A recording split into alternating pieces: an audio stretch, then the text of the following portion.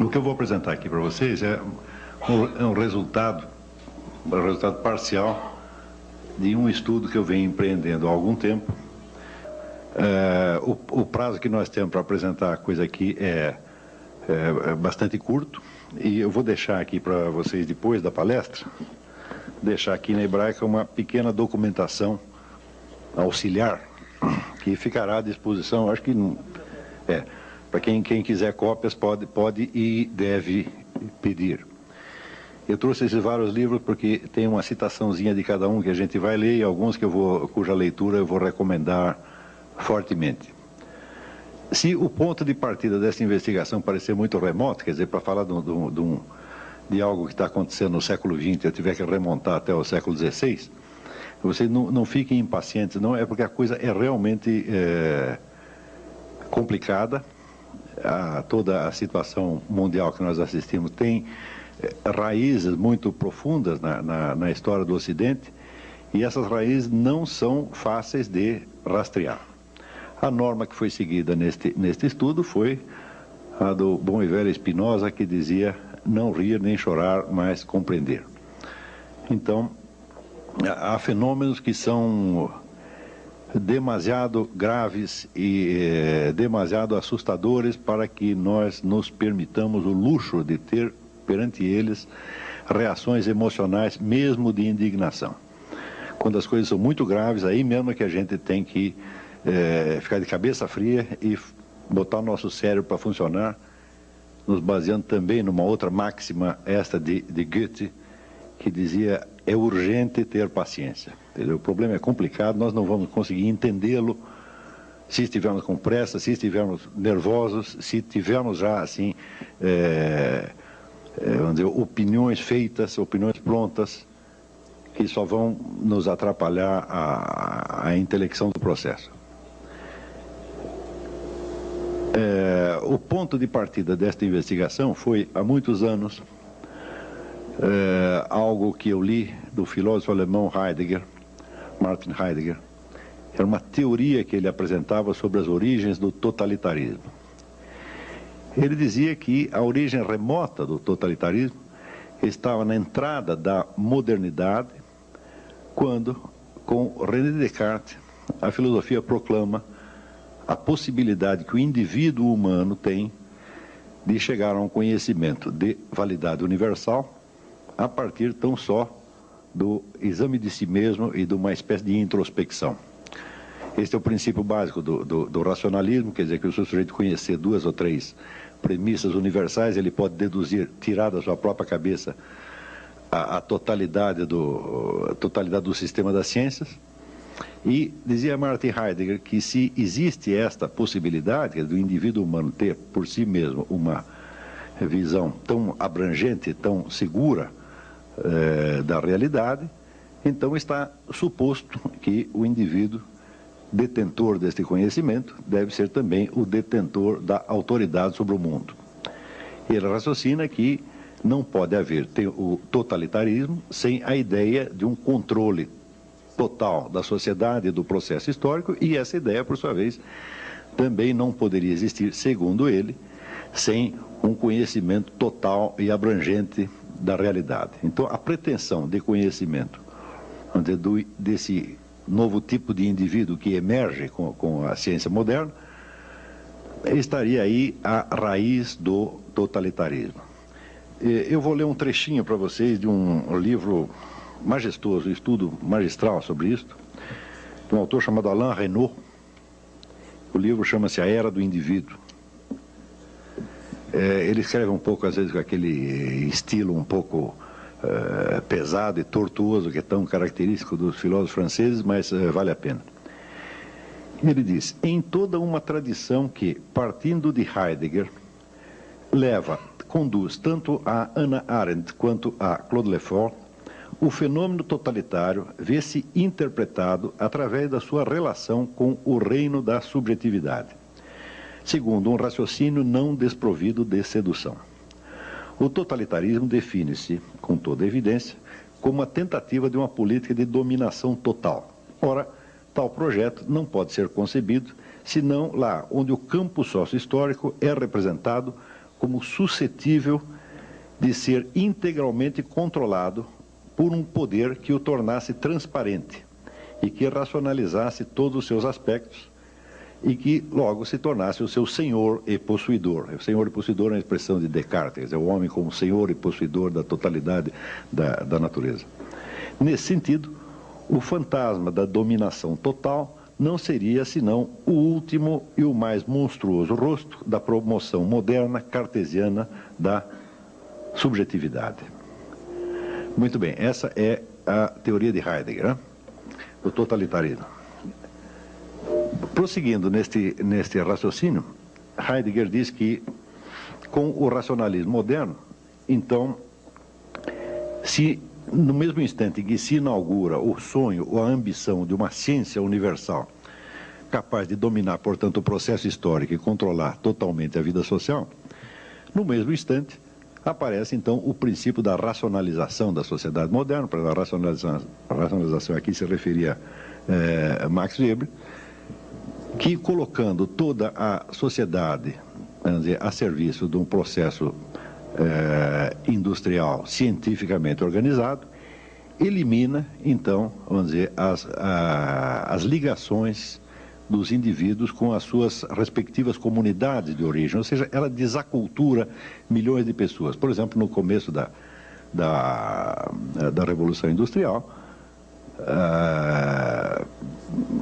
massas inteiras de antigos artesãos abandonam as suas coletividades, abandonam as suas pequenas cidades e vão para a cidade grande, para a capital, onde se tornam operários de indústria ou desempregados.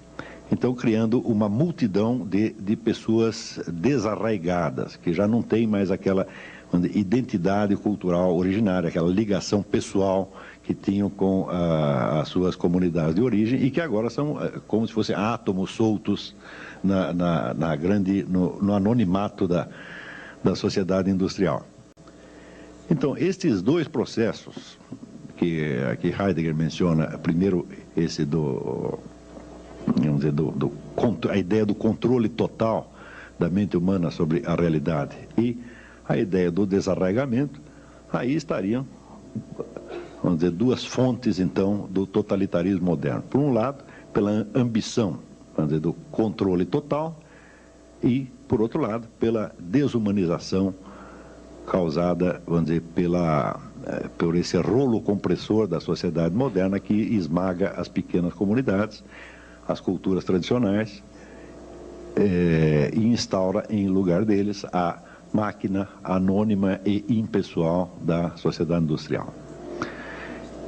Este diagnóstico eu li há mais de 20 anos e me pareceu razoável no momento. Só que mais tarde surgiram duas perguntas. A primeira pergunta é o seguinte, quer dizer que se o totalitarismo começa com essa exaltação da inteligência individual e da consciência individual, como é possível que a primeira coisa que o totalitarismo faça ao se instalar seja justamente esmagar todas as consciências individuais?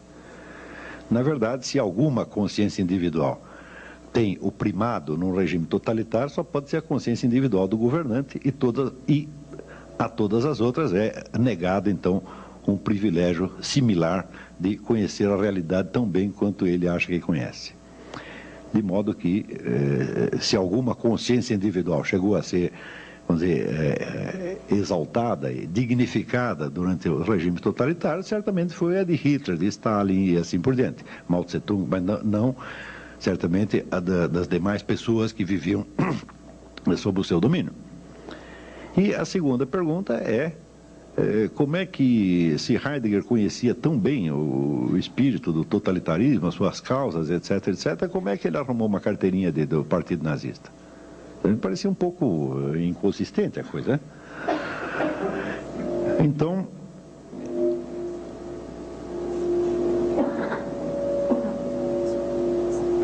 examinando a coisa por este lado, a gente pode observar que uma das promessas iniciais do Partido Nazista e que pareceram mais sedutoras ao público da época foi justamente a crítica da sociedade industrial moderna e o apelo ao arraigamento cultural, aquele negócio de sangue e solo. Quer dizer, a identidade nacional germânica, que seria, através do nazismo, segundo prometia, seria reconquistada, devolveria a estes pobres átomos soltos da sociedade industrial um senso de participação e de conexão pessoal com a sua comunidade. Ou seja,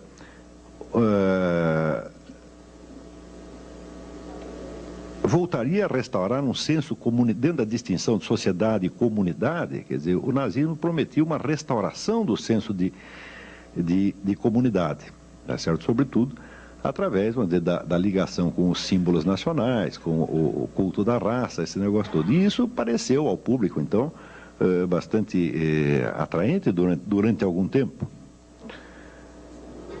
Acontece que, se isto de fato aconteceu, então é evidente que a explicação de Heidegger para a origem do totalitarismo está errada. Quer dizer que ele diz que o totalitarismo está intrinsecamente associado à impessoalidade da sociedade moderna, que destrói as culturas tradicionais e solta os indivíduos num mundo anônimo, para assim dizer, num deserto de relações humanas, nos quais ele só tem, vamos dizer, entre si uma ligação funcional e econômica, e já não mais os laços pessoais que tinham, vamos dizer, com tradição, religião, aldeia, etc, etc. Ora, mas se foi possível criar um novo totalitarismo, para saber o totalitarismo nazista, né, com base na promessa exatamente contrária, então quer dizer que esta relação intrínseca que Heidegger está vendo entre a impessoalidade da sociedade moderna e o totalitarismo não existe. Quer dizer, a coisa deve ser outra, a linhagem deve ser outra, completamente diferente. Ou seja, é possível você instaurar um totalitarismo de tipo, vamos dizer, anônimo, organizativo, voltado totalmente para a modernização industrial, e é possível também instalar um outro totalitarismo com vamos dizer, o apelo justamente contrário, quer dizer, com o apelo comunitário, o apelo à raça, ao passado, à tradição nacional, etc, etc. Né? E havia as duas possibilidades. Porém, a coisa não terminava só aí. Quer dizer, aí nós, de cara, com isto se dissolve a ideia assim, muito unívoca e simples do totalitarismo, e já começamos a vê-lo como um bicho que pode ter duas caras exatamente opostas uma à outra.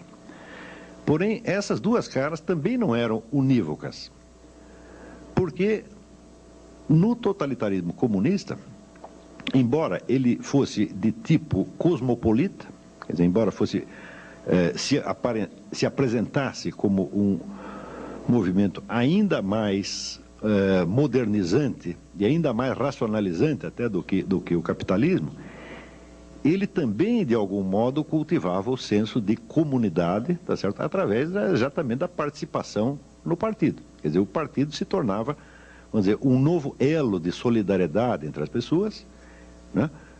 Substituindo os elos de família e de tradição que tinham sido perdidos. Nós podemos observar, quando nós estudamos a história da cultura que se criou em torno do movimento comunista, e nós vemos a quantidade de sentimentalismo que está associado a esta cultura. Por exemplo, no tempo que se falava do paizinho Stalin, ou hoje, quando as pessoas veem a juventude de Che Guevara e derramam lágrimas, né? Existe toda uma cultura sentimentalística que cria um elo de solidariedade. Eu mesmo, no tempo que eu pertencia ao partido, foi durante 3 anos apenas, eu me sentia integrado naquele movimento, não só politicamente, mas humanamente. Estudando a coisa com um pouco mais de atenção pelo lado comunista, eu cheguei à conclusão de que houve tantas versões diferentes da ideologia comunista e tantas propostas diferentes relativas ao regime comunista, que nós não conseguiríamos, de maneira alguma, defini-lo como um movimento ideológico unívoco. Existem ideologias comunistas e existem regimes comunistas concebíveis, mas tem uma coisa que tem unidade. É a unidade da cultura comunista, quem quer que participe do movimento esquerdista, ele se integra, de certo modo, não num movimento ideológico unívoco, ele pode ter divergência com todo mundo ali, mas qualquer que seja a linha a que ele pertença, ele se integra na cultura e, sobretudo, na cultura psicológica do movimento comunista. E essa cultura psicológica, ela envolve o indivíduo sob todos os lados. Quer dizer, você trabalha com comunistas, você vai no bar com comunistas, você faz festa com comunistas, você está sempre cercado daquelas pessoas que lhe dão um senso de identidade e de pertinência e até de irmandade. Tá certo? Então, peraí, o comunismo, que seria o totalitarismo mais seco, mais frio e mais racional, ele também tem esse componente emocional e comunitário profundo. E, por outro lado, o totalitarismo nazista, cuja ideologia, cujo discurso era voltado para o apelo comunitário, para a volta às raízes, etc., etc., ele, por outro lado, ele tinha um processo de modernização industrial tão racional, tão frio e tão desumano quanto qualquer outro. Está compreendendo? Então, isto observando só pelo lado ideológico, não estou falando das realizações criminosas dos dois regimes, abstraindo isto. Vamos fazer de conta que comunistas e nazistas eram boas pessoas, que nós não temos nada contra eles e que estamos apenas examinando as ideias deles, né? Ou seja, só examinando com o máximo de frieza e de isenção e levando em conta somente as ideias, nós daqui a pouco, por trás dessas ideologias tão bem justificadas, né, que uma fala, vamos dizer, em nome do senso de justiça e igualdade, e outra fala em nome do senso de comunidade e do resgate dos pobres átomos anônimos desarraigados na sociedade industrial. Quer dizer, por trás de toda esta bela conversa vai começar a aparecer o lado monstruoso já, sem nem precisarmos apelar vamos dizer, ao reino dos fatos. Muito bem, mas se esses dois totalitarismos, que se apresentavam com faces opostas, cada um deles tinha dentro de si a face do outro, tá certo? Também, vamos dizer, anexada, como que geminada à sua própria face. Quer dizer, havia, vamos falar de um totalitarismo societário, um totalitarismo comunitário. Esses termos são provisórios, eu ainda não achei os termos adequados para isso, mas para simplificar a guerra, diremos que o socialismo era um totalitarismo societário, tá certo? Quer dizer, voltado para uma dissolução ainda maior das comunidades tradicionais e para uma racionalização ainda maior da sociedade. E o nazismo como um totalitarismo de tipo comunitário, porque apelava a uma espécie de retorno às raízes e ao senso de identidade nacional, grupal e racial. Então, quer dizer, um desses totalitarismos, cada um deles, tinha a imagem do outro, geminada a parte do outro que parecia a mais diferente dele, era uma componente dele próprio. Eu não sei se está ficando claro isso aqui.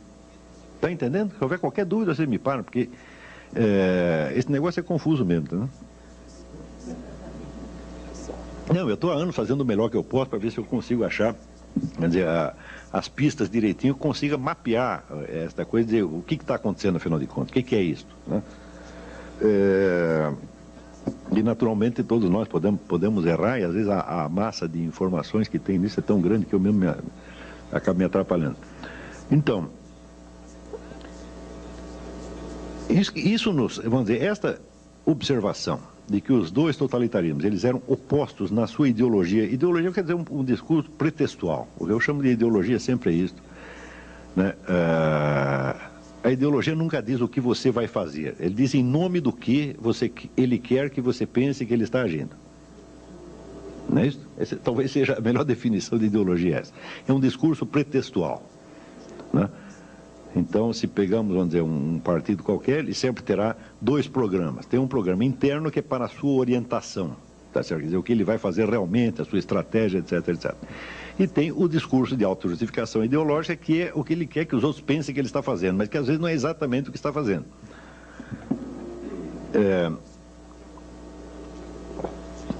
E se acompanharmos, por exemplo, a trajetória, vamos dizer, desses regimes nos momentos de máxima condensação totalitária, aí é que a duplicidade de estratégia e ideologia se torna uma coisa quase alucinante, porque os camaradas todos fazem exatamente o contrário do que estão dizendo, e isto é sistemático, não é uma coincidência, não. E não pode ser explicado como mera, vamos dizer, hipocrisia, diz uma coisa e faz outra. Não, este é um negócio, essa duplicidade até planejada. Muito bem, a partir da hora que verificamos que existe esta duplicidade de totalitarismos, e dentro de cada uma delas tem uma nova duplicidade interna, aí é que a teoria explicativa do Heidegger foi mesmo para o brejo, quer dizer, não sobrou nada. O processo, em suma, é muito mais complexo do que se poderia imaginar. Mas esta mesma dualidade que nós usamos agora de comunidade e sociedade ainda pode nos servir como uma pista para investigar isso aqui, no seguinte sentido. Em toda a sociedade humana que existiu até hoje, toda e qualquer sociedade humana, sempre existe, por um lado, os papéis sociais que as pessoas desempenham, ou seja, a identidade social que cada um tem, como, por exemplo, no momento eu me compreendo a mim mesmo como conferencista e vocês como auditório de conferencista, né? O Arthur Rothenberg se entende a si mesmo como presidente da Hebraica, etc, etc. Vamos dizer, são as identidades que nós desempenhamos na sociedade, com as quais nós nos mostramos e nos compreendemos a nós mesmos na sociedade. Mas existem certos momentos, tá certo, onde você é violentamente despido da sua identidade social. Por exemplo, no instante que você é assaltado na rua. Tá certo? Aí um sujeito encosta um revólver na sua cabeça, tá certo? E quer o seu dinheiro, quer esse dinheiro exista, quer não exista, tá certo? Então, neste momento, todas as ligações que você tem na sociedade falham. Você está separado de tudo e você está reduzido à condição humana no seu sentido mais físico, tá certo? Você é apenas um corpo humano vivente que pode estar morto dali 2 segundos. Ou seja, os seus compromissos sociais não contam mais, os seus deveres sociais não têm mais a mínima importância, naquele momento você está dispensado de todos eles, e os benefícios que você espera obter da sociedade também não existem. Uma outra circunstância onde você é desligado da sua identidade social por exemplo, por ocasião de certas experiências extremas. Eu me lembro que quando eu era jovem, tinha 18 anos, eu participei do recenseamento escolar do governo do falecido Adhemar de Barros. E eu participei disso no litoral sul, perto ali de Iguape, Cananéia. E nós íamos pelo meio do mato, procurando os moradores para ver se tinham crianças, quantas crianças tinham, se estavam na escola, se não estavam, etc, etc. E chegou uma hora que nós nos perdemos. E ficamos 4 dias. Estava eu e mais 2 funcionários, 4 dias no meio do mato, tá certo? Então, ali nós sentimos o que era estar totalmente desamparado das nossas conexões sociais. Ali não havia mais, nenhum de nós era nem mais cidadão brasileiro, nem eleitor, nem pai, nem mãe, nós éramos apenas organismos humanos ameaçados. Uma outra situação que provoca este desligamento seriam, por exemplo, experiências com drogas. O drogado não tem uma identidade social, ele não sabe quais são os seus direitos e deveres sociais, etc, etc. Ele está reduzido a um conjunto, vamos dizer, de sensações e imaginações que assinalam a sua condição de corpo vivente, de organismo vivente. Tá certo? E nesse instante, ele pode se relacionar com outras pessoas, mas não através do papel social. É um tipo de relação mais primitiva. Tá certo? E que implica, por um lado, a total insegurança, mas por outro também a total liberdade.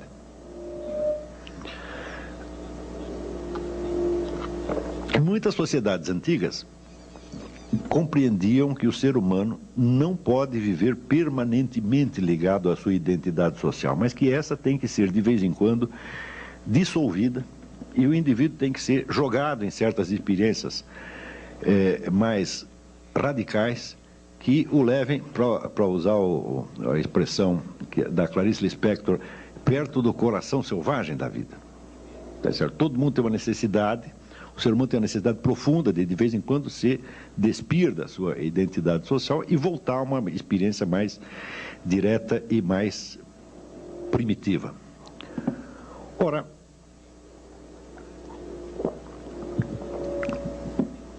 se entender essa diferenciação dos papéis sociais e da experiência mais direta, ficou claro isso? Muito bem.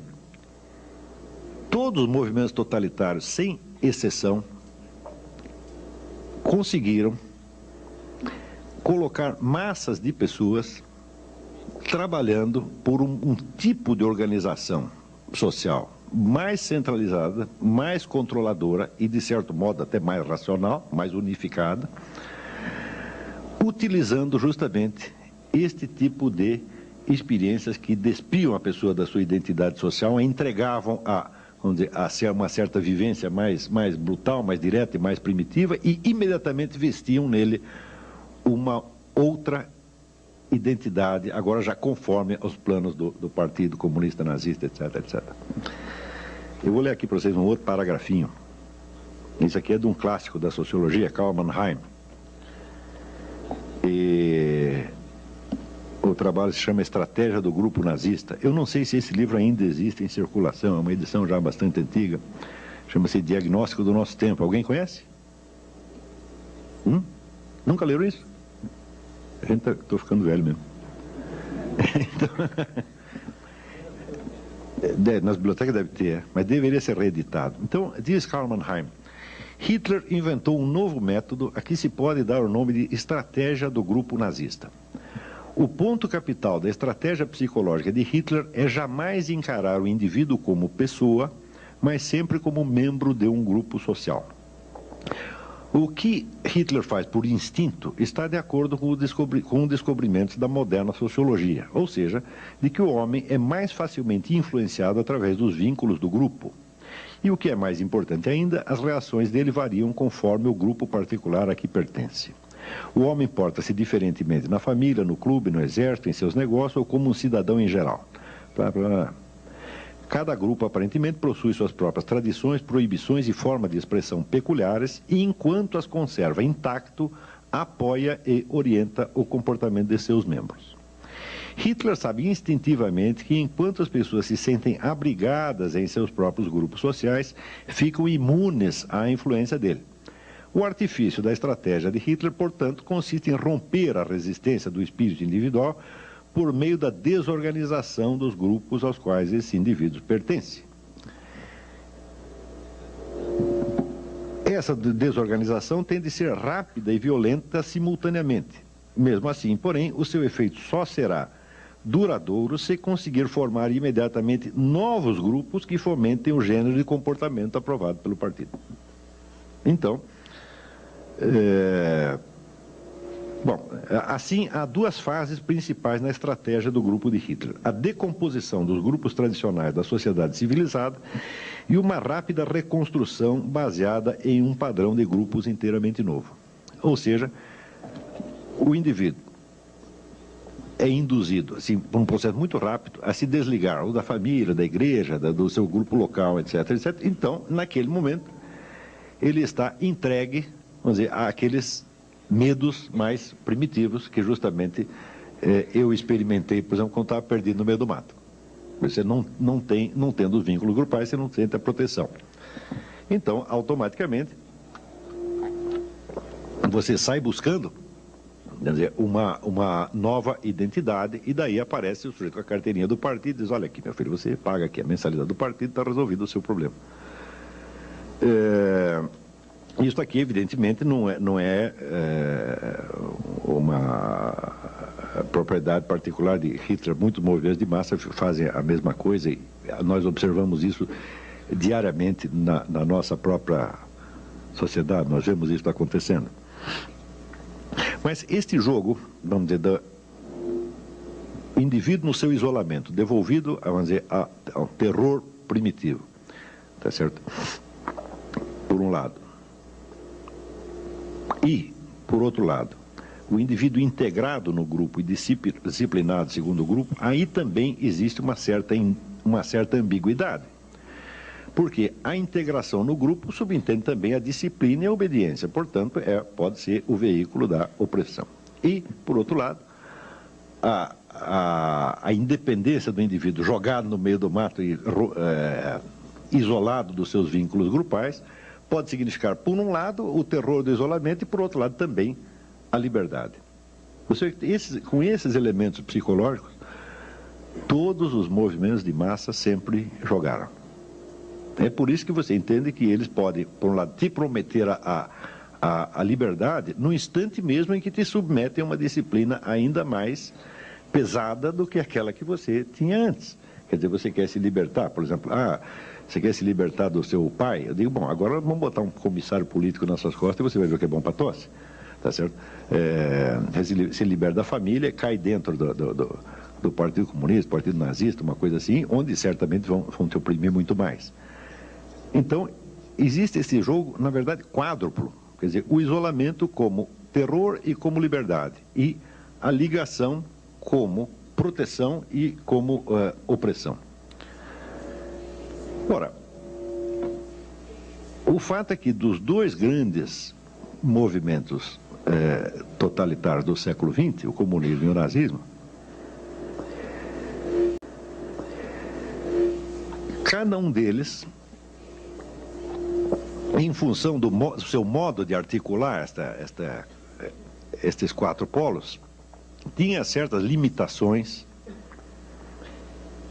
que, independentemente de quaisquer erros estratégicos ou até independentemente das violências e crueldades que acabaram fazendo na prática, impedia a sua expansão além de um certo ponto. Ou seja, o senso de participação comunitária que se podia obter através do comunismo era bastante limitado, porque, afinal de contas, vamos dizer, uma comunidade internacional de proletários é uma comunidade anônima, é uma comunidade onde não existe mesmo a identidade individual, onde o indivíduo se dissolve, tá certo? Dissolve a sua individualidade numa multidão, né, de átomos iguais. Quer dizer, nesse sentido, o comunismo agravaria, vamos dizer, a impessoalidade da sociedade industrial, ainda que prometendo uma comunidade. E, por outro lado, a ideologia nazista, na mesma medida em que prometia aos indivíduos um arraigamento comunitário, por isto mesmo, era uma ideologia de tipo nacional e até racial, que só serve para quem é daquela nacionalidade e daquela raça. Quer dizer, eu não vejo... Quer dizer, no Brasil tudo é possível. Uma vez eu vi um sujeito na televisão dando uma entrevista, era o porta-voz do Partido Nazista Brasileiro, era um mulato.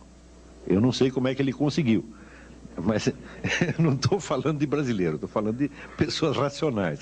Racionalmente falando, quer dizer, uma ideologia da raça superior só interessa a quem pertence à raça superior, o que evidentemente não é o nosso caso. Tá certo? Então, você vê que, não sei se vocês já repararam, mas sempre que existe uma teoria da superioridade racial, por uma maravilhosa coincidência, essa raça é sempre a do teórico. Vocês já viram algum teórico racista que pertence à raça inferior? Não é só eu pertenço à raça inferior, não. Então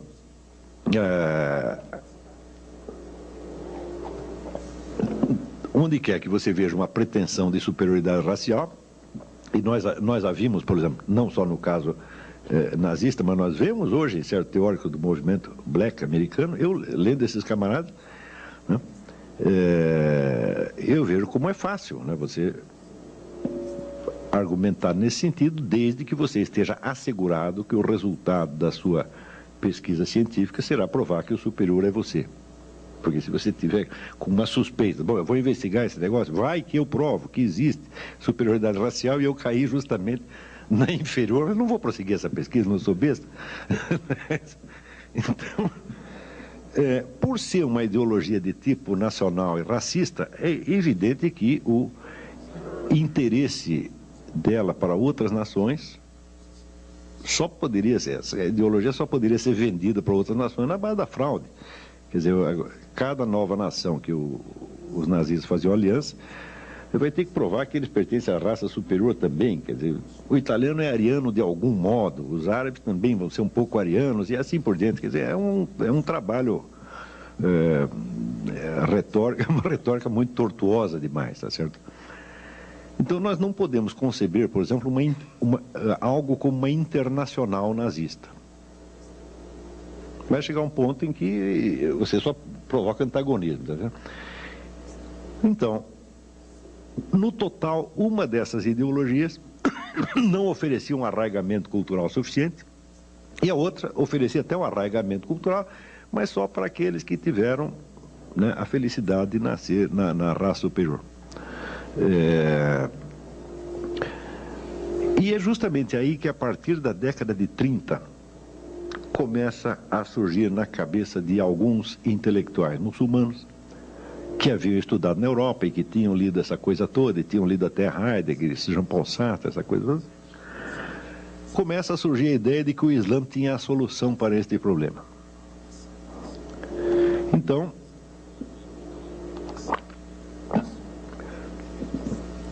pelo lado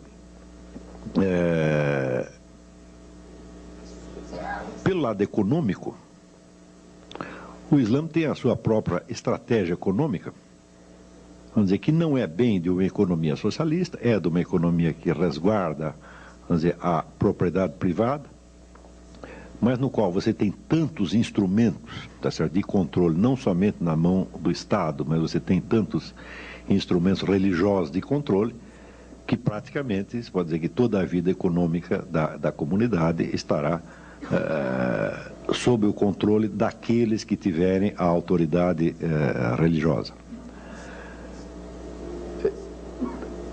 Pelo lado cultural,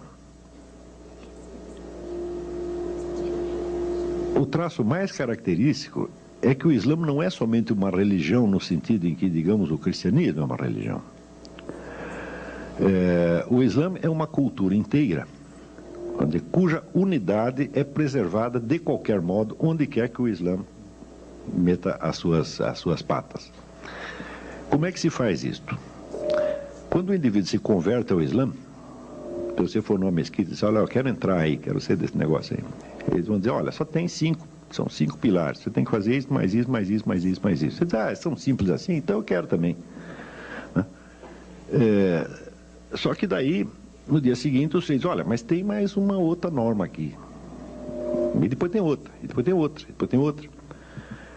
Porque existe um fenômeno chamado os hadiths. Sabe o que são os hadiths? São ditos e feitos do profeta Maomé. Maomé foi o único profeta ao longo da história cuja vida foi meticulosamente registrada pelos seus contemporâneos. Então anotavam o que ele dizia, o que ele fazia, como ele se relacionava com a família, como ele tratava os problemas de comércio, etc, etc. E existe um repertório de 40 mil hadiths. Esses hadiths marcam o estilo de vida de Maomé. E esse estilo de vida, que é justamente o que se chama a Sunna, acaba por se incorporar na religião como parte integrante dela. Ou seja, o que se diz inicialmente é que isso não é obrigatório. Eu digo, bom, não é obrigatório, mas todo mundo faz assim. Se eu não fizer, eu vou parecer muito esquisito. Então, existe, por exemplo, um modo maometano de você escovar os dentes. Tá certo?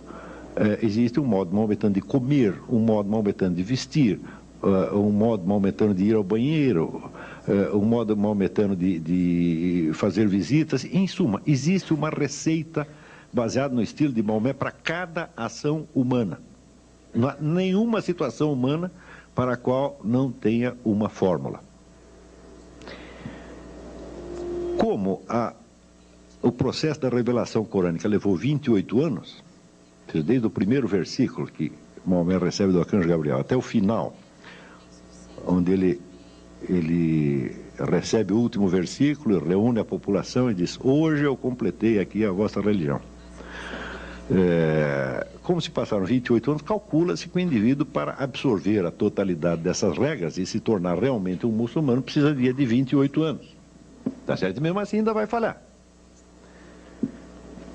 Se falhar também, não tem problema, porque a comunidade inteira está de olho em você, dizendo tal coisa não se faz assim, não diga isso, tá certo? Não se sente assim. não pega comida assada, não escova os dentes assim. Está entendendo? Então, existe um cerco total. Nós podemos comparar... vocês já repararam que não existe muita propaganda islâmica. Já viram isso? Não vê propaganda islâmica, porque o Islã, ele se expande mais ou menos como uma ameba. Ele engole a ameba que está do lado, entendeu? Então, a hora que o sujeito entra no Islã, ele é totalmente absorvido em todos os aspectos da sua vida. E essa absorção é progressiva. Isso quer dizer que a possibilidade do indivíduo ser religiosamente islâmico, tá certo? E conservar os hábitos da sua cultura originária é praticamente nula. Quando o Islã cresce, ele leva não somente uma doutrina religiosa, mas leva uma cultura inteira. Então, não é verdade o sujeito dizer que quem é islamizado não é arabizado, tá certo? Porque todos esses costumes são realmente árabes, são os costumes de Maomé. Então, quando você vê a variedade, por exemplo, de estilos de vida, de estilos culturais, que existiram entre grupos judaicos ou grupos cristãos ao longo do tempo, para você comparar, sei lá, um judeu africano, tá certo, com um judeu russo ou com um alemão, você vai ver que eles realmente pertencem a culturas diferentes. E que entre o seu judaísmo e a cultura local, eles procuram fazer, vamos dizer, algum arranjo. Não é isso? Porque às vezes dá mais certo, às vezes não dá certo. Mas, nesse sentido, eu sugeriria a leitura de um livro, Jacob Wasserman. Quem aqui conhece Jacob Wasserman? Ninguém nunca leu Jacob Wasserman? Uma pessoa? É um homem feliz.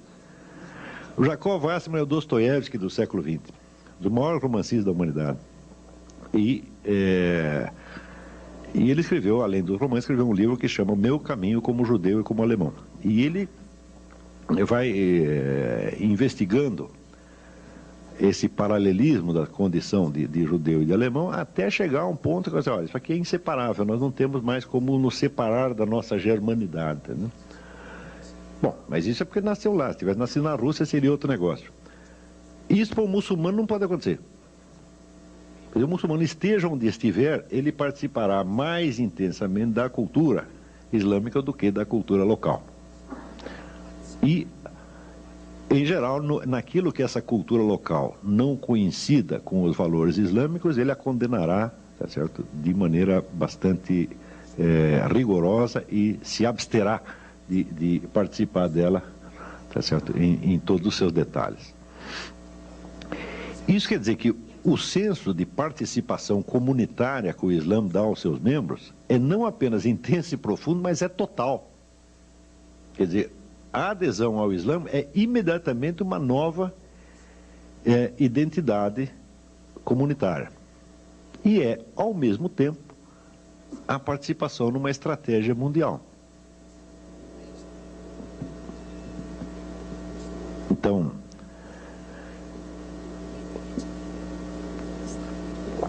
isso quer dizer que, contemplando o problema dos dois totalitarismos, o muçulmano da década de 30 e 40 começou a ter ideias.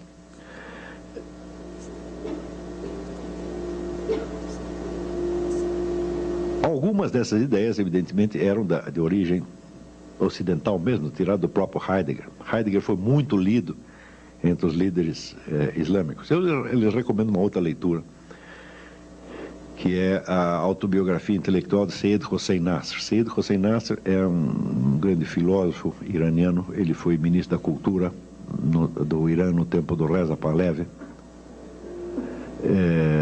Essas maquininhas infernais são um problema, hein?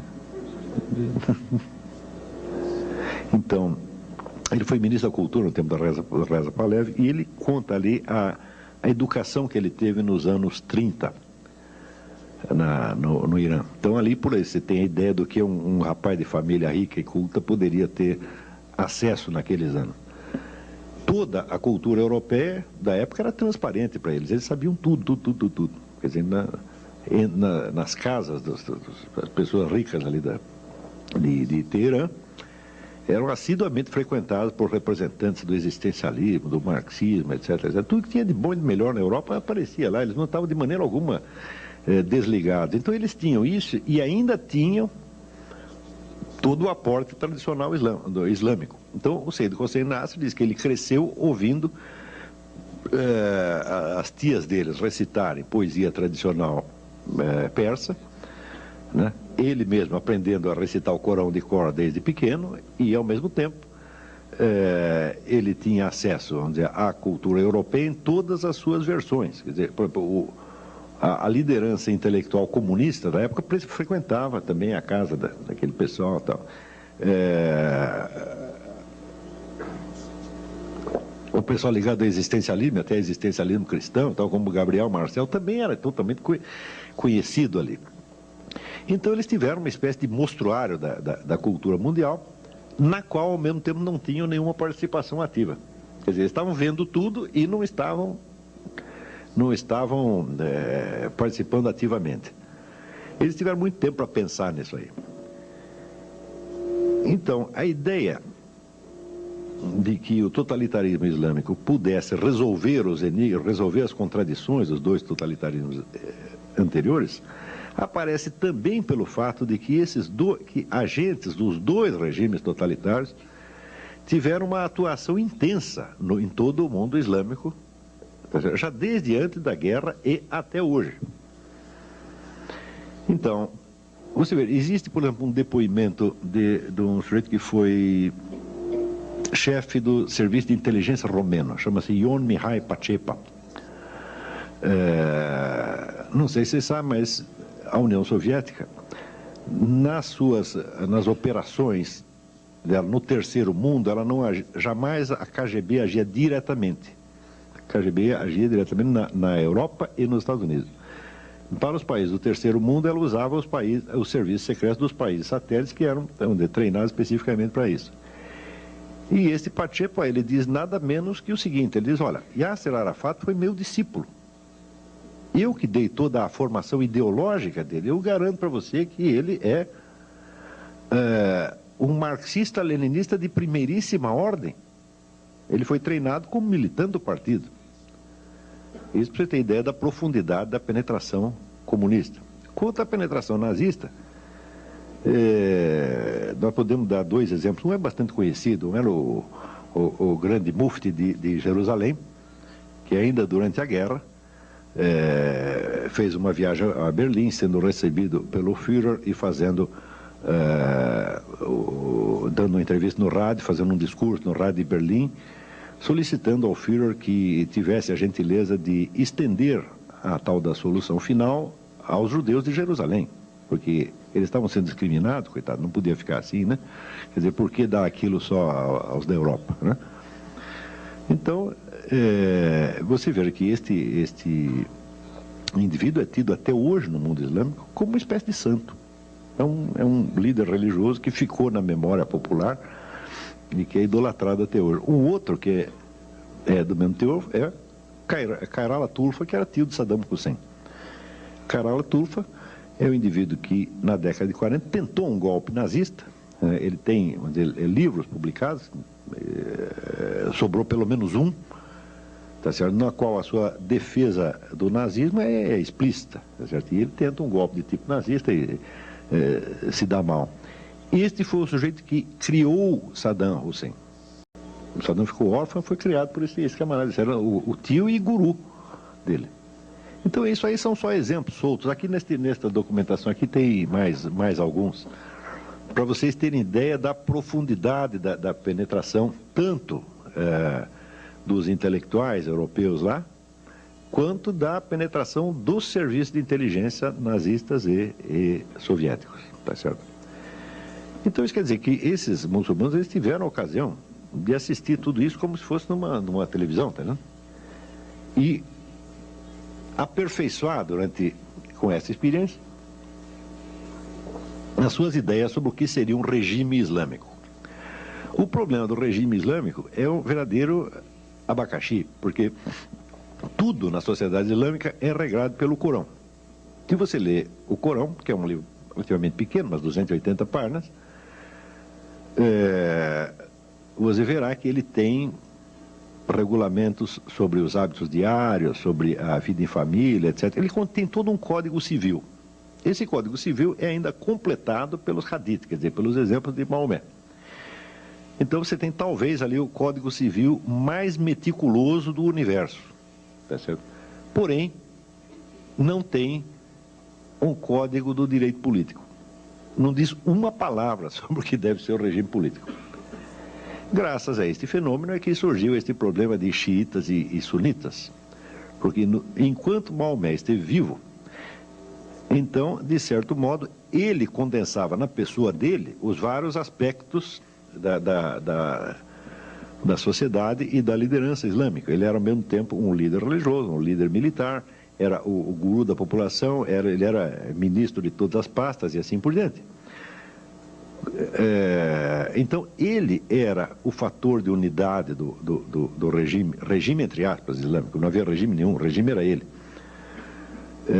E era um homem de um gênio absolutamente extraordinário, que tinha solução para todos os problemas. Então, enquanto ele vivia, ninguém teve que raciocinar muito, porque ele resolvia tudo, né? Quando o sujeito morreu, no dia seguinte, já deu o rolo. Porque aí eles perceberam que não havia regime nenhum. Então, primeiro, nós temos que eleger nós temos que ter um chefe esse negócio, né? Então, alguns achavam que esse chefe tinha que ser, vamos dizer, um continuador da obra de Maomé.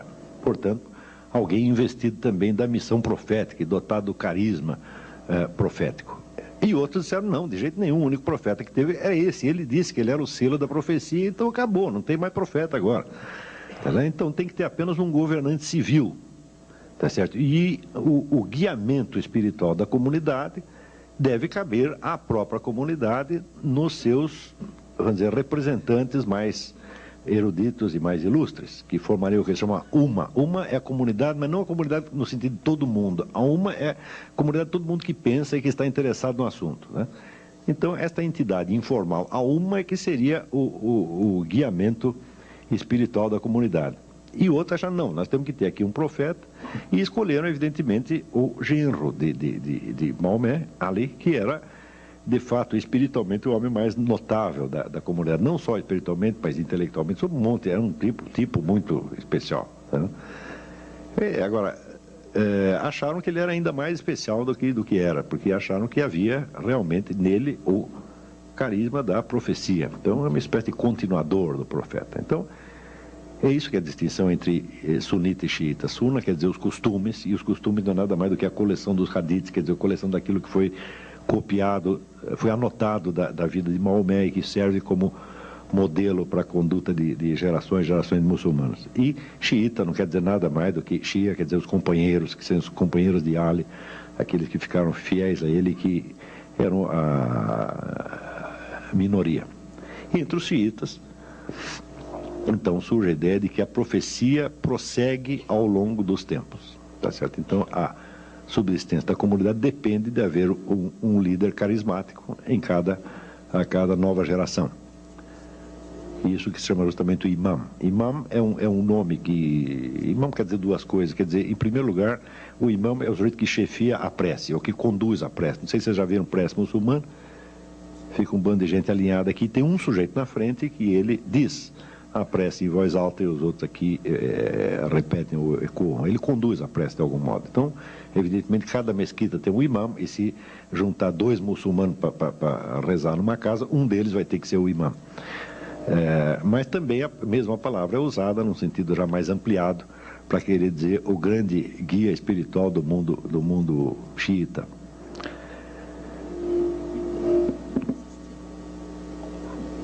Esta divisão de sunita e xiita, então, já mostra, vamos dizer, a indefinição e a contradição interna do Estado Islâmico. Você falar de Estado Islâmico é até estranho, porque até hoje ninguém sabe o que é um regime islâmico.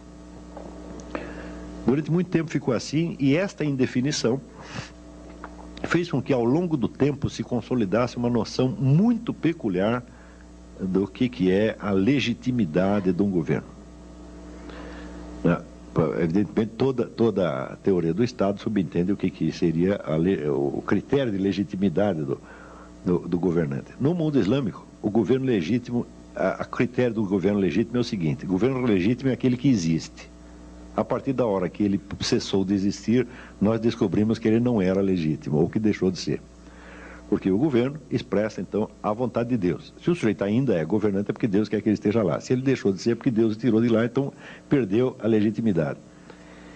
É evidente que isso é um convite a golpes de Estado, revoluções, etc, etc. Quer dizer, cada um diz: olha, o sujeito está lá, ele pensa que é legítimo, todo mundo pensa que é legítimo, mas eu vou mostrar que não era. Tá certo? Então, a tremenda instabilidade política do mundo islâmico, que só cessa em certos momentos quando algum grupo, alguma dinastia excepcionalmente feroz consegue impor a ordem ao conjunto, é algo que, vamos dizer, se prolongou até o século XX. No século XX, quando se intensificam os contatos intelectuais e políticos entre o mundo islâmico e a Europa, naturalmente surge a ideia de: não, peraí, nós precisamos formular direito este negócio do que seria um regime islâmico. E é aí que surge o indivíduo chamado Said Qutb.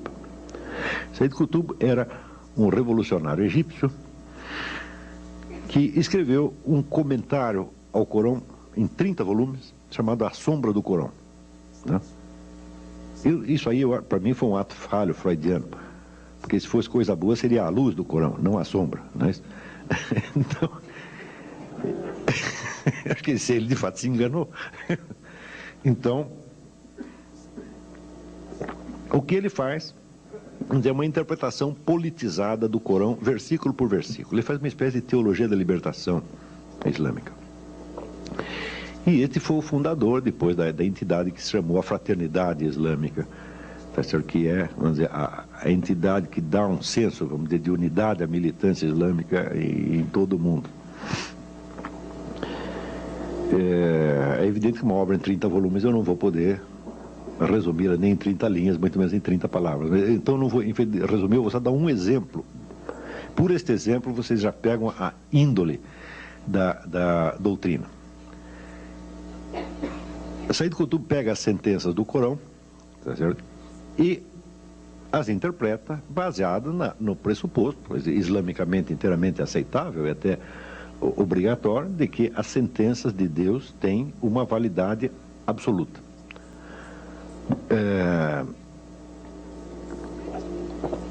Uma das sentenças diz o seguinte: há uma definição corânica de tirano.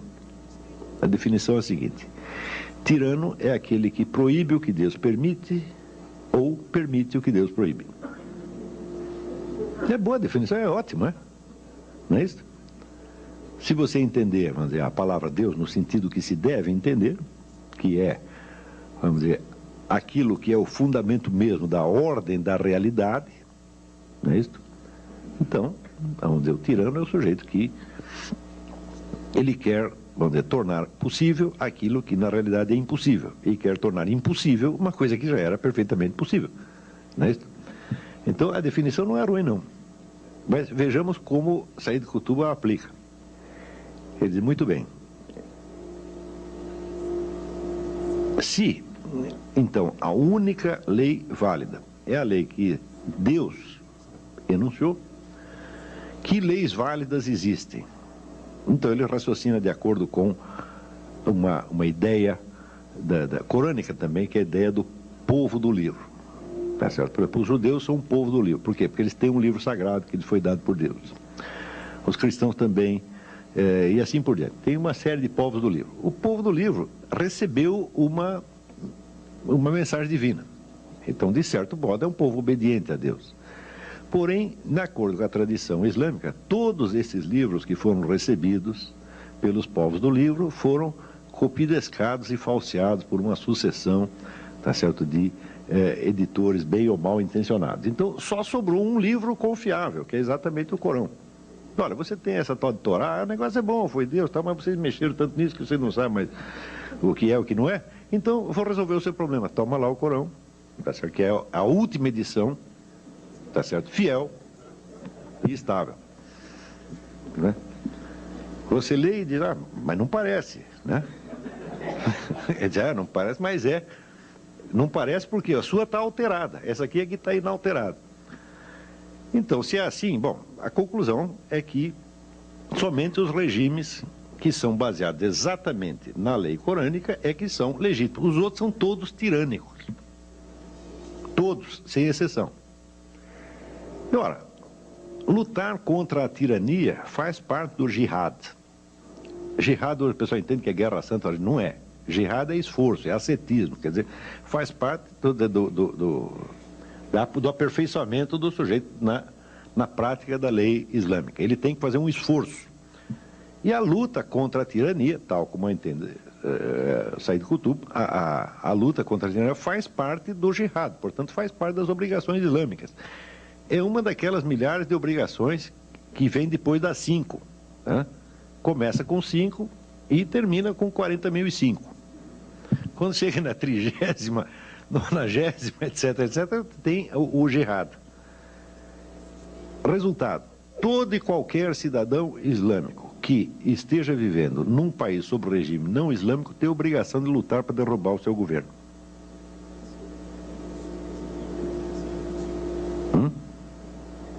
Isso não é um modo de dizer, é uma coisa assim, muito simples e direta. Você está aqui no Brasil, o governo é islâmico? Não. Ah, então você tem que derrubar. Esta ideia está circulando, vamos dizer, nos livros de Said Qutb desde a década de 30. E Said Qutb foi lido por todo mundo. Tá certo? Said Qutb tem no mundo islâmico vamos dizer, um público como o Billy Graham tinha nos Estados Unidos, ou como... Não, que Bispo Macedo? 40 Bispo Macedo. Tá, não tem aqui um líder religioso comparável, vamos dizer. Ou você vai falar, o Frei Beto, o Leonardo Boff? Fala, não, esses aí meia dúzia de pessoas leram. O Said Qutb, assim, todo mundo leu. E quem não leu, ouviu falar e recebeu a mensagem dele de algum modo. As primeiras gerações de muçulmanos que ouviram esse sujeito falar acharam aquilo horrível. Tanto que acharam horrível que Said Qutb foi enforcado pelo governo egípcio. Tá certo? Mas as gerações seguintes começaram a gostar do negócio. Então, você pode dar por bastante razoável a ideia de que as doutrinas de Said Qutb já se impregnaram totalmente no movimento islâmico, não só nas entidades mais ostensivamente radicais, mas há um fundo daquilo em toda a sociedade. Esta progressiva formação da ideia do governo islâmico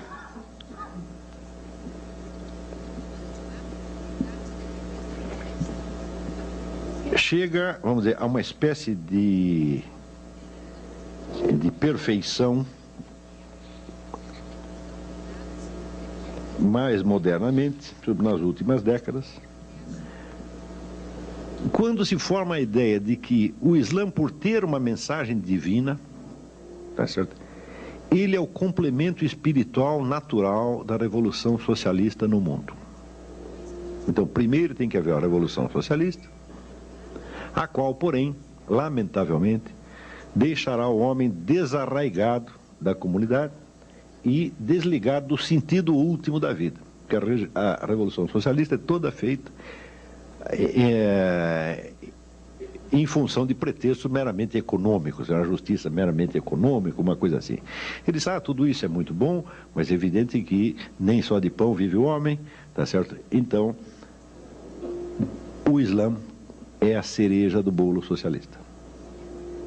Quer dizer, depois de feita a Revolução Socialista, nós indicaremos ao mundo já socializado o caminho de Deus, tá certo? Então, digamos que o socialismo seria para o futuro mundo islâmico mais ou menos aquilo que Júlio César foi para a civilização cristã. Ele é o único unificador do mundo antigo, e a partir da hora que unifica o mundo antigo, então entra uma nova, preparado o corpo da Europa, então tem uma nova mensagem que dará uma nova vida espiritual à civilização.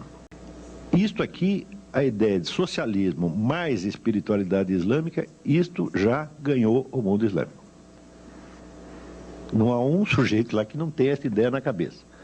Uns podem ser mais bonzinhos, querem realizar isso através do voto, né? Porque uns também não leram só Karl Marx e Lenin, uns leram também Antônio Gramsci, tá certo? Então, o Antônio Gramsci é o sujeito, né, da revolução indolor. Nós vamos expandir a ideologia socialista de tal modo, vamos colocá-la, não vamos fazer propaganda socialista, nós vamos colocar o socialismo no dicionário, o socialismo nas entrelinhas da música popular, o socialismo nos livros didáticos, etc. No fim, todo mundo vai ser socialista sem perceber.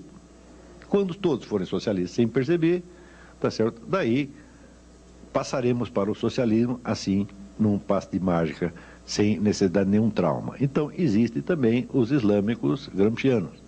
E também nós podemos ir social islamizando a cultura mundial de tal modo que, no fim, a transição se fará de maneira indolor. Bom, não é necessário ser muito inteligente para perceber por que nesta perspectiva, surge o fenômeno do neo-antissemitismo. Por que os judeus saem mal pelas duas possibilidades? Quando eu comecei a estudar isso, veja esse fenômeno do neo-antissemitismo, que agora está todo mundo assustado e todo mundo considerando um negócio imprevisto, eu devo me gabar, tá certo? Se é que isso é motivo de se gabar, de que muitos anos atrás eu já sabia que isso tinha acontecido. A partir desses estudos, eu falei, mas é impossível, os caras vão querer, mas daqui 10, 15 anos vão querer tirar o judeu do caminho. Porque, do ponto de vista da cultura socialista, o judeu é o representante do capitalismo. Isso, pelo menos, é o que diz Karl Marx. Karl Marx dissolve a ideia mesma de uma identidade judaica. Isso não existe. O que existe é o capitalista. E eles são os capitalistas. Então, a hora que nós destruímos o capitalismo, a identidade judaica irá para o brejo. Tá certo? E os judeus se integrarão na cultura socialista como todo mundo. Esta ideia foi levada ao pé da letra por Lenin. Lenin, então, logo toma o poder, ele cria no Partido Socialista, no Partido Comunista, uma famigerada seção judaica. A função da seção judaica era treinar militantes para que, se prevalecendo das suas ligações de família e de língua, penetrassem então nos grupos judaicos para espionar, denunciar, etc, etc, etc. Talvez alguns aqui tenham ouvido falar do famoso Rabino Schneerson, que era o grande santo, líder espiritual judaico no tempo da Revolução Russa, e que foi o sujeito que mais pagou por esta brincadeira, que passou 22 anos na cana, um negócio assim.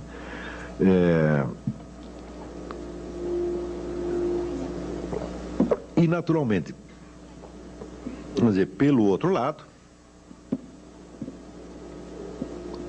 você imagina o que significa para um povo como o alemão, que ainda no século XVIII se acreditava na Europa que o alemão era uma língua boa para se falar com os cavalos. Você não tinha cultura de língua alemã no século XVIII? Não é isso? Você veja que ainda no século XVIII, começo do século XVIII, o maior dos filósofos alemães, Leibniz, não escrevia em alemão. O alemão não estava pronto para isso, escrevia em latim ou francês. Então você imagina para um povo que está começando a emergir, né, começando a sair está começando a descer da árvore, né, ele ter dentro do seu território um outro povo que tem 5.000 anos de experiência, tá certo?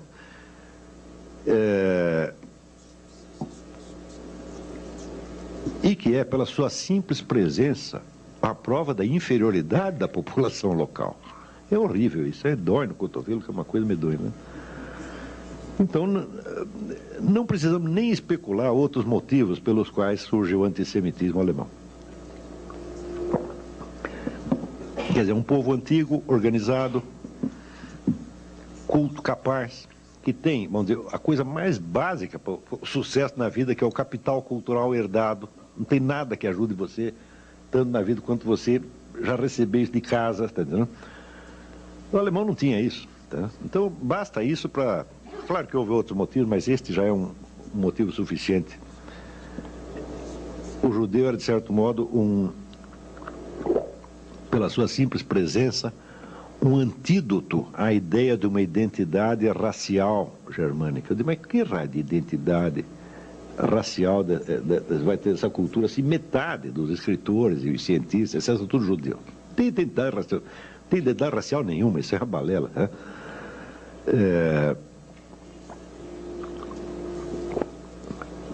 Então, é claro que o judeu era uma pedra no sapato dos dois totalitarismos. Tá certo?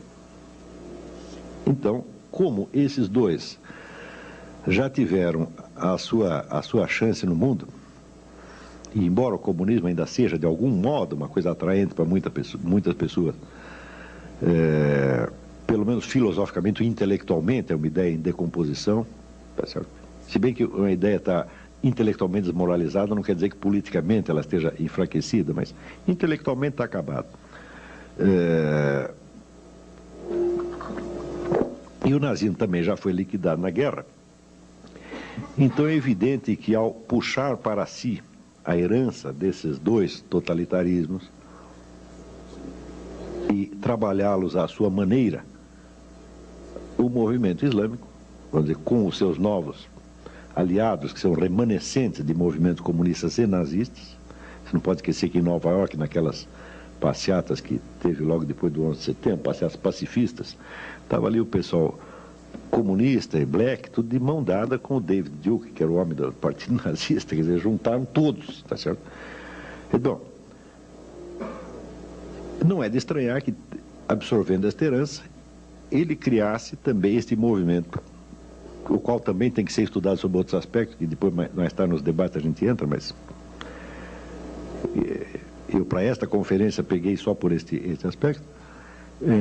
Não é de espantar que esse movimento criasse um neo-antissemitismo, que é um pouco diferente dos outros, tá certo? É um pouco diferente, mas evidentemente tão perigoso quanto, sobretudo pela sua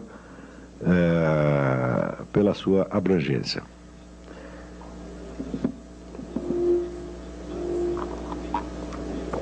Agora, tem um lado desagradável da história.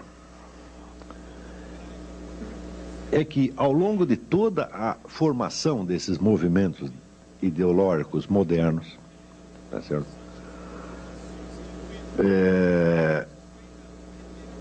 Houve muitos autores e pensadores judeus que contribuíram para isso. Mas, judeu porque não tinha nascido judeu. Foi um bocado de Trotsky. Trotsky não aceitava ser chamado de judeu. Ele não gostava disso. Mas os judeus acham que ele é judeu. Então, naturalmente, tem um certo carinho pelo sujeito, porque ele é gente nossa. Não é isso? Assim como, por exemplo, agora, faz uma semana,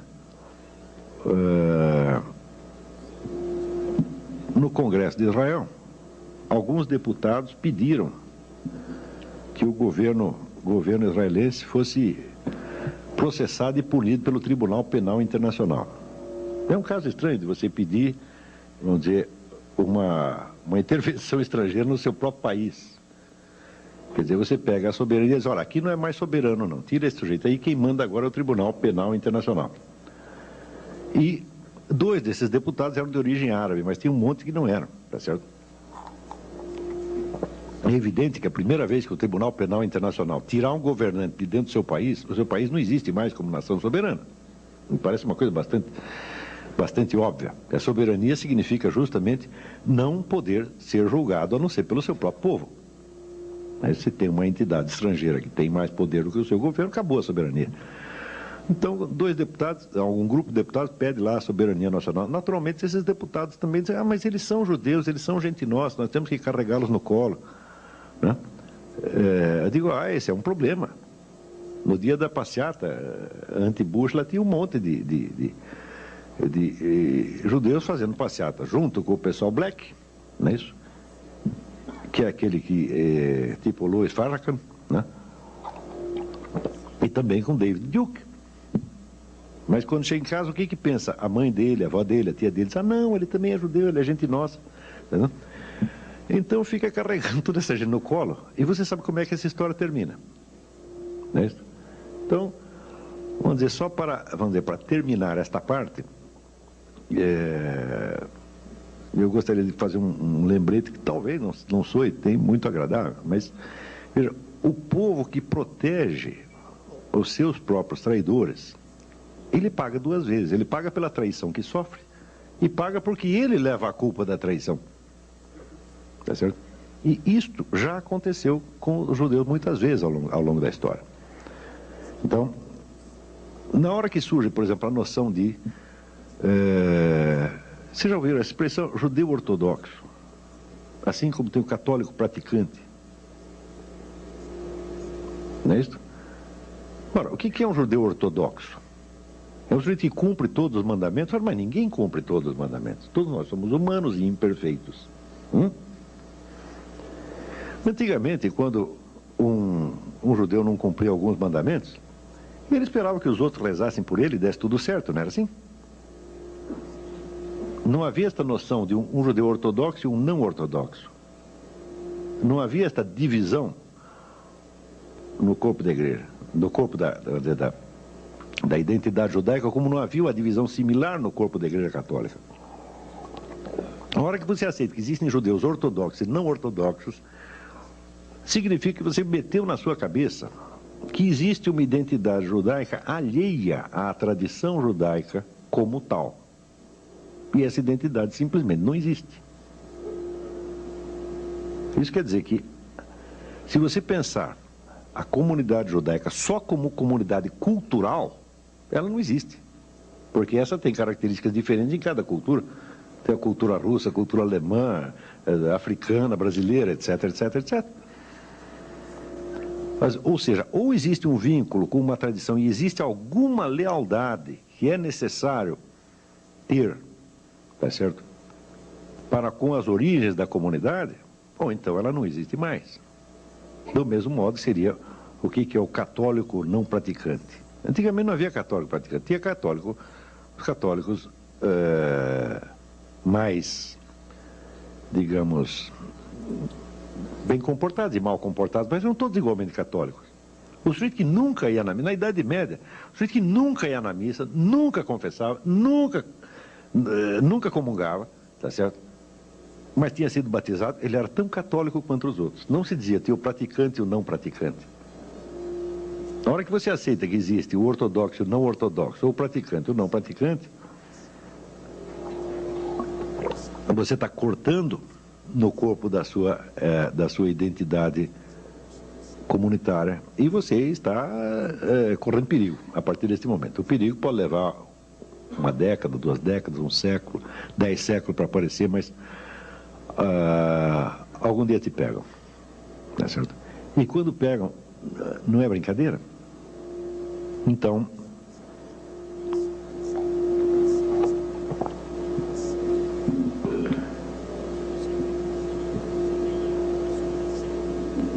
vamos dizer, só para encerrar esta parte, depois de ter mostrado, vamos dizer, as origens nazistas e comunistas da ideologia islâmica, vamos dizer, não precisa reforçar o perigo que isso representa para todos nós.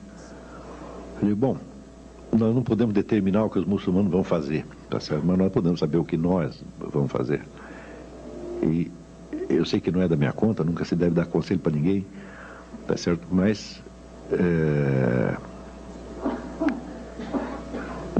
não esperem de mim que eu passe a mão nas suas cabeças, digo, vocês são maravilhosos, etc, etc. Eu não estou aqui para fazer isso. Se eu puder, gostaria de fazer alguma coisa útil, tá certo? E não simpática. Eu acho que a coisa útil a dizer, no momento, é que todo este processo ideológico do mundo islâmico é muito consciente, muito determinado, tá certo? Tem planos e ambições de escala mundial mesmo, eles não vão dar moleza a ninguém. E que, se, por exemplo, dentro da comunidade cristã, de uma comunidade judaica, nós começamos a dar moleza para eles, eles vão acabar conosco. Então era isso que eu tinha a dizer um momento. Estamos abertos para discussões aqui. Obrigado.